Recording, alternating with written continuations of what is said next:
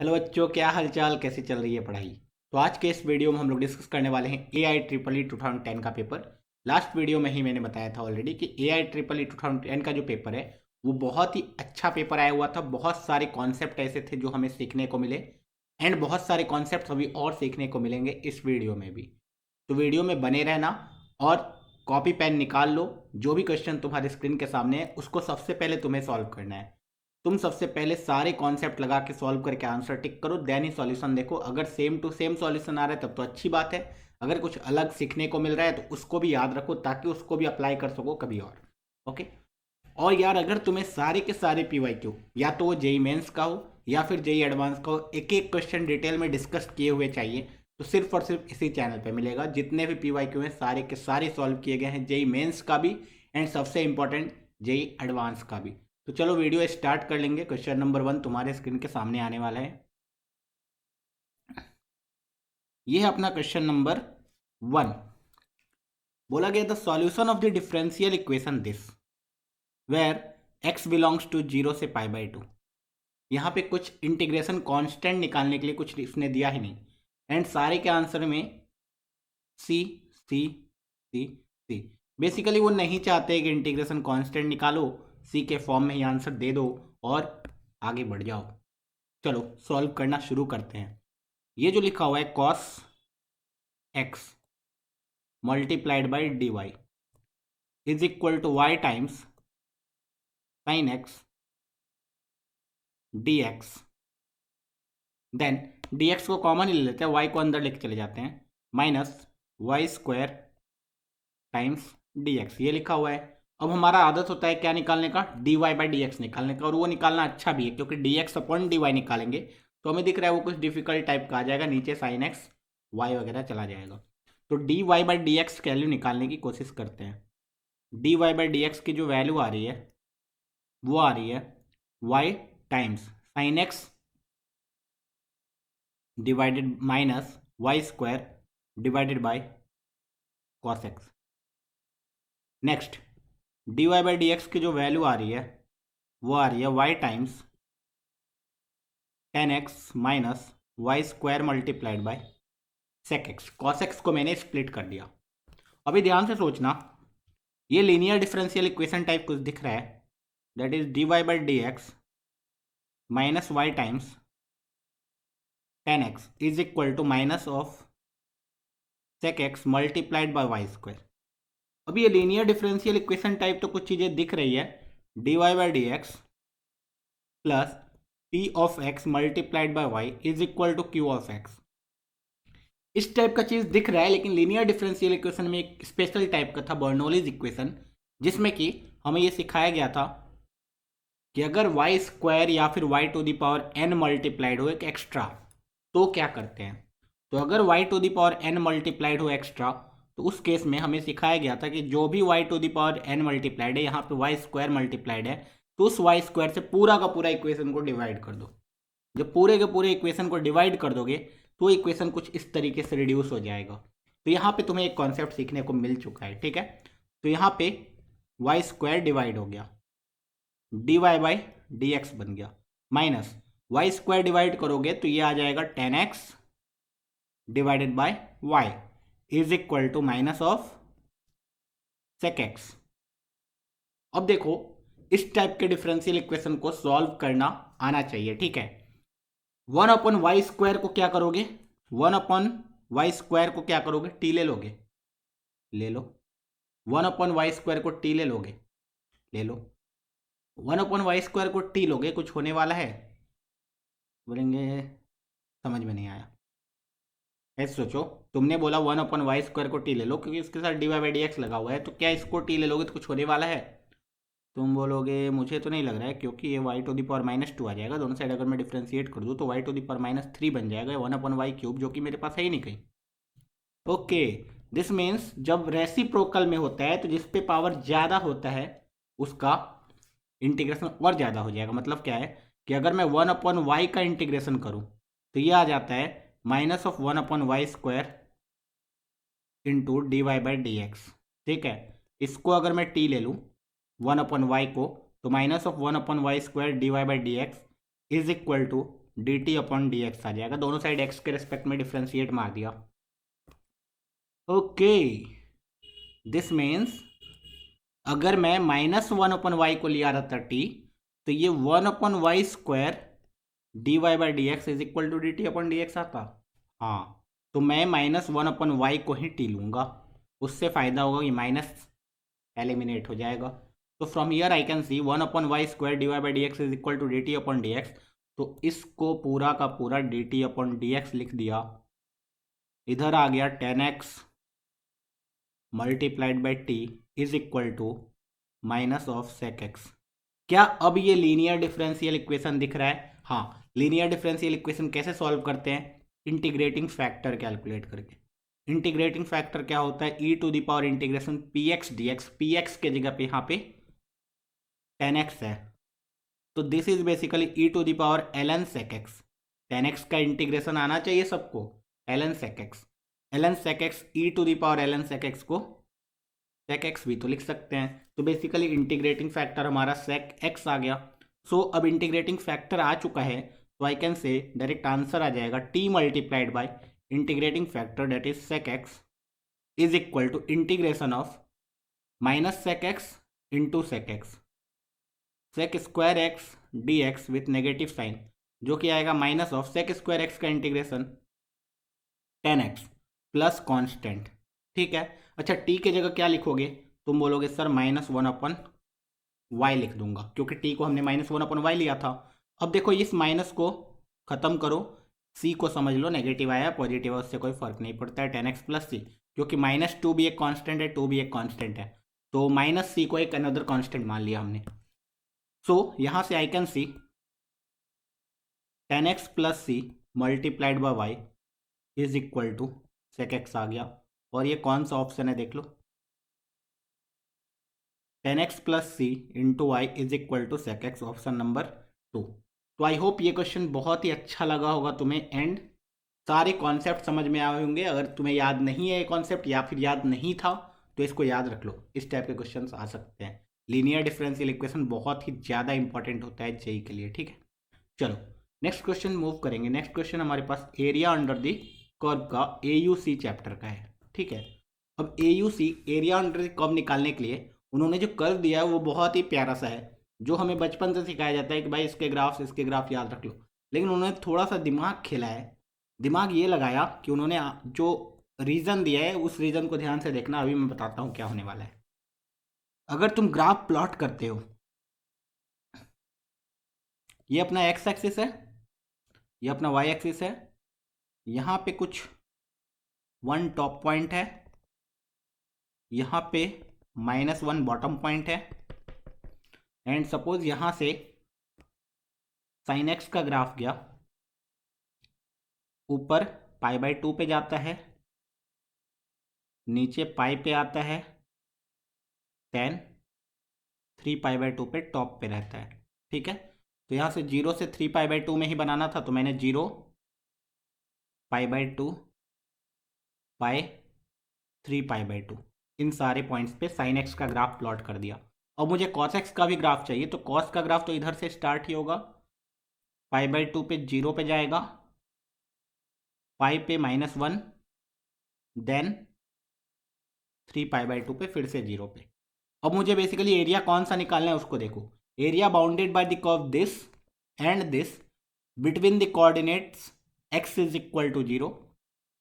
x is equal to 0 line अपना कौन सा है? x is equal to 0 line अपना ये है, this is x is equal to 0। x is equal to 3π/2 ये लाइन है। बोला गया इसके बीच में जो एरिया आ रहा है ना दोनों कर्व के बीच में, वो सारे एरिया कैलकुलेट करो। अब तुम्हें ये एरिया दिख रहा होगा, ये एरिया है, देन ये एरिया है, देन ये एरिया है। बस पूरा का पूरा खेल इन्होंने ये रचा था कि तुम इंटीग्रेशन एरिया अंडर कर्व का बेसिक कॉन्सेप्ट समझते हुए नहीं था।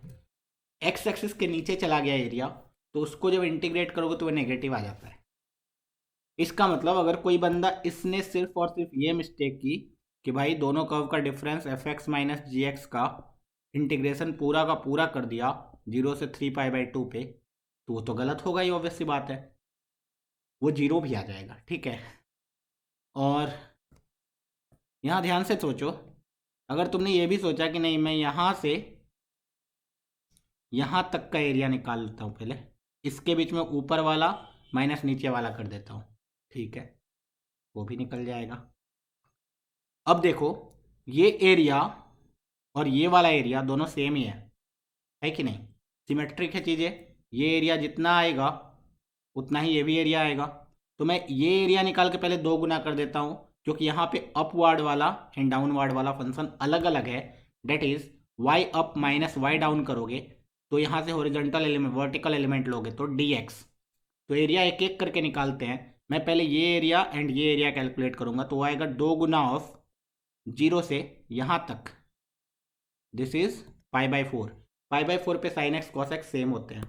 जीरो से पाई बाई फोर तक गया मैं, ऊपर वाला curve is cos x minus नीचे वाला curve is sine x d x. ये एरिया आ गया, यहाँ से कौन कौन सा एरिया आ गया, ये वाला और ये वाला, खत्म, दो गुना कर दिया ना मैंने। नेक्स्ट ये एरिया तो पूरा एक ही बार में, पाई बाई फोर से कहाँ तक जाओगे बस ये देख लो, this point is what, pi plus pi by four, pi plus pi by four, zero plus pi by four तो pi plus pi by four, ये पॉइंट आ जाएगा। तो इंटीग्रेशन इस बार करना पड़ेगा तुम्हें पाई बाई फोर से पाई प्लस पाई बाई फोर, ऊपर वाला कर्व इज इस बार साइन एक्स, नीचे वाला कर्व इज कॉस एक्स का डी एक्स। बस ये इंटीग्रेशन की वैल्यू कैलकुलेट कर लो, डेफिनेट इंटीग्रेशन है और बहुत ईजी इंटीग्रेशन है, आंसर आ जाएगा। इस इंटीग्रेशन की वैल्यू कैलकुलेट करना आसान है, 2 टाइम्स देख लेते हैं क्या है। कॉस एक्स का इंटीग्रेशन कितना होता है, मैं बोलूँगा साइन एक्स। साइन एक्स का इंटीग्रेशन माइनस कॉस एक्स, तो माइनस माइनस प्लस हो गया ये, जीरो से pi by four, plus sine x का integration minus cos x, minus cos x का इंटीग्रेशन साइन एक्स, ये माइनस माइनस प्लस करो and overall minus sine common निकाल दो, मतलब इसको माइनस कर दो एंड यहाँ पे लिमिट लगा दो पाई बाई फोर से पाई plus pi by four. Next बस ये बेसिक आंसर है, इसी में मेजर मिस्टेक होता है, ठीक है। 2 times sine pi by four 1/√2, cos pi by four 1/√2, 1/√2 plus 1/√2 2/√2, 2/√2 को √2 लिखा जा सकता है। जीरो डालोगे तो sine zero is zero, cos zero is 1, तो -1 minus pi plus pi by four, cos pi plus theta भी माइनस कॉस थीटा होता है, साइन पाई प्लस थीटा भी माइनस साइन थीटा होता है, ठीक है। तो यहाँ पे minus cos pi by four 1/√2 minus sine by four 1/√2 माइनस 2/√2 दैट इज -√। अब पाई बाई फोर रखोगे तो 1/√2 plus 1/√2 that is 2/√2 that is +√2 that is -√2। तुम बोलो -√2 +√2 समझ में नहीं आया, अरे भाई देखो अपर लिमिट रखा ये आया, माइनस किया, अब लोअर लिमिट रखोगे तो +√2 आया, ठीक है। तो वो माइनस साइन उसका आया था, upper limit minus lower limit वाला, ठीक है। सो ये तो इजी आ गया, हाँ। 2√2 -2, इधर से -2√2 -1 +2√2, तो अल्टीमेटली आंसर इज 4√2 -2। क्या ये सच बात है? हाँ बिल्कुल सत्य है, यही तो सत्य है, 4√2 -√2 यही आंसर होना भी चाहिए अगर तुमने कैलकुलेशन अच्छे से किया है तो। इतना अच्छा डायग्राम कहीं मिलेगा क्या?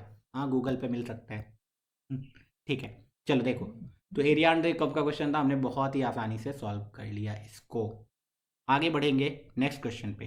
अब नेक्स्ट क्वेश्चन हमारे पास है the equation of the tangent to the curve this that is parallel to x axis.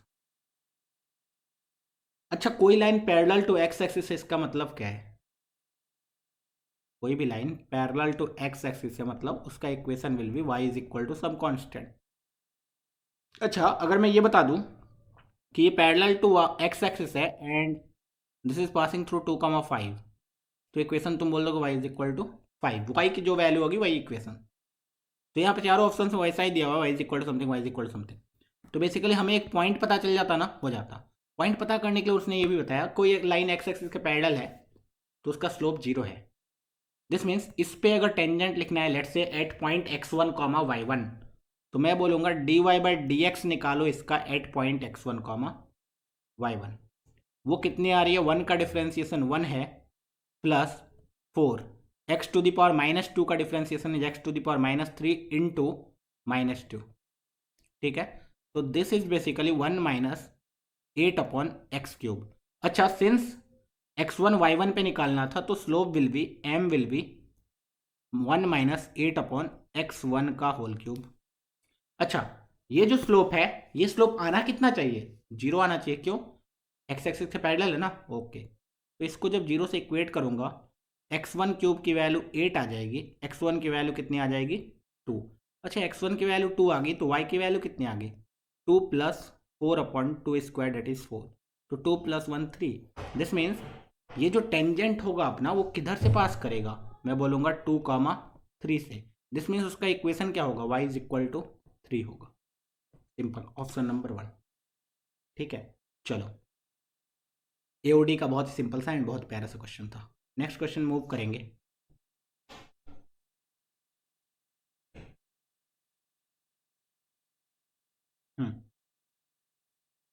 Next question भी डिफ्रेंसिएशन, मेथड ऑफ डिफ्रेंसिएशन का है। देखो, थोड़ा सा डराया है एंड इसी में बच्चे मिस्टेक करते हैं। कंपोजिट फंक्शन दे दिया है, बेसिकली चेन रूल लगाना पड़ेगा, ठीक है। बोला है हमारे पास we have got a function f -1 to 1 में डिफाइंड है all real number, be a differentiable function, f of zero की वैल्यू दे दी है उन्होंने, एफ डैश जीरो की वैल्यू दे दी है, जी एक्स फंक्शन दिया हुआ है।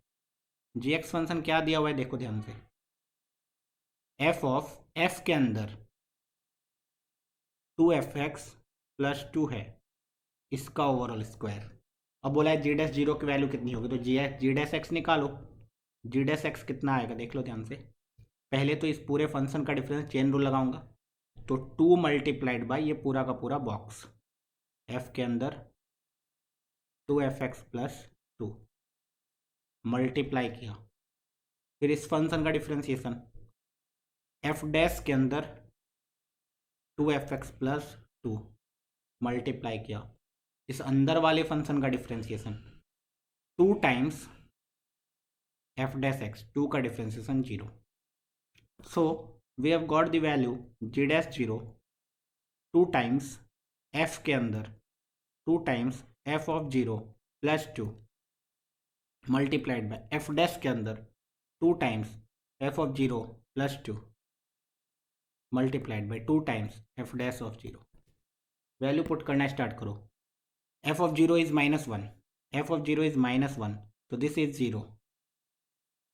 अच्छा, तो एफ ऑफ 0 इज -1 अगेन, सो ये आ रहा है -2। अब मल्टीप्लाई किया, ये आ गया पूरा का पूरा 0, एफ डैश 0 इज 1, मल्टीप्लाई किया 2 टाइम्स एफ डैश 0 इज 1, तो 2, तो आंसर इज -4। बेसिकली यहाँ पे चेन रूल लगाना था एंड आंसर आ जाता। तुम्हें बस ये पता होना चाहिए कुछ छूट ना जाए। ये लोग इस टाइप के कॉम्प्लिकेटेड फंक्शन इसलिए बनाते हैं, कुछ तुमसे छूट ना जाए डिफ्रेंशिएट करने में। हल्का सा भी छूट जाएगा कुछ, आंसर रॉन्ग आ जाएगा तुम्हारा, तुम्हारे क्वेश्चन ही पूरे गलत हो गए, 4 का 4 मार्क्स लाने वाला था, गया। ठीक है, तो बहुत ही बारीकी से क्वेश्चन को करने हैं, बहुत ही बारीकी से, ठीक है। आराम आराम से करने का है क्वेश्चन, क्वेश्चन सॉल्व हो जाएगा। नेक्स्ट क्वेश्चन इज, बोला there are 2 urns, urn a contain, urn का मतलब झोला, बैग जो होता है ना वही। एक में 3 रेड बॉल है, डिस्टिंक्ट है, याद रखना सारे के सारे डिस्टिंक्ट। दूसरा अर्न ए है, अर्न बी के पास 9 डिस्टिंक्ट ब्लू बॉल्स है, सारे के सारे अलग है। From each urn 2 balls are taken out and random, 2 balls इससे भी निकाला गया, 2 बॉल्स इससे भी निकाला गया, then transfer to each other, निकाल के उसका ट्रांसफर कर दिया, इसको इधर डाल दिया, इसको इधर डाल दिया। उसमें क्या है, the number of ways in which this can be done, कितने तरीके से कर सकते हैं, सिंपल है। कितने तरीके से इससे 2 बॉल निकाल सकते हैं, कितने तरीके से इससे 9 बॉल निकाल सकते हैं, मल्टीप्लाई कर दो आंसर, ठीक है। देखो, तो 3c2 इंटू 9c2 की वैल्यू कितनी आ रही है, 3c2 is 3 multiplied by 9c2 is 36 है ना, 9 इंटू 8/2, तो ये तो आ गया 36, तो 3 इंटू 36 कितना आ रहा है, 108। Option number 1। सिंपल क्वेश्चन, बहुत ही आसानी से हमने सॉल्व कर लिया एंड सारे के सारे क्वेश्चन हो गए। 5 क्वेश्चन हम लोग सॉल्व करते हैं एक वीडियो में, पाँचों पाँचों क्वेश्चन हो गए सारे के सारे। तुम्हें इस वीडियो से फ़ायदा क्या होता है, मेनली इस वीडियो से फ़ायदा ये होता है कि तुमने 5 क्वेश्चन करे, पाँचों अलग अलग टॉपिक के थे, एक बार में 10 से 15 मिनट का वीडियो होता है। 15 मिनट में तुमने 5 चैप्टर्स रिवीजन कर लिए, 5 डिफरेंट डिफरेंट टॉपिक्स रिवीजन कर लिए। मेन मोटिव ये है, ठीक है। मेन मोटिव पूरा इस पीवाईक्यू रिवीजन सीरीज का जो ये है ना, कि जिस टाइप के क्वेश्चन आए हुए हैं ऑलरेडी, उसी टाइप के क्वेश्चन तुम्हें रिवीजन हो रहे हैं। उसी टाइप के क्या, same to same question revision हो रहे हैं। एंड जेई मेंस में यार मैंने बहुतों बार बोल दिया, सेम टू सेम क्वेश्चन आ जाते हैं, या प्रीवियस ईयर में जैसे पेपर आए हुए तो वैसे ही पेपर यहाँ उठा के डाल देते हैं, सेम टू सेम। ठीक है, तो पीवाईक्यू के एक एक क्वेश्चन तुम्हें याद रहेंगे, बहुत ही आसानी से तुम्हारा एग्जाम चला जाएगा। तुम्हें दिखना हल्का सा भी पैनिक नहीं होने वाला है। सारे के सारे पीवाईक्यू इस चैनल पर मिल जाएंगे, एक एक क्वेश्चन अच्छे से डिस्कस किए हुए। चैनल को सब्सक्राइब जरूर करना, दोस्तों के साथ शेयर जरूर करना ताकि उनका भी फायदा हो। एंड वीडियो को लाइक जरूर करना, लाइक जितना ज़्यादा करोगे उतना ज़्यादा यूट्यूब इस वीडियो को लोगों के पास दिखाएगा। ठीक है, चलो पढ़ते रहो, मचाते रहो, ऑल दी बेस्ट।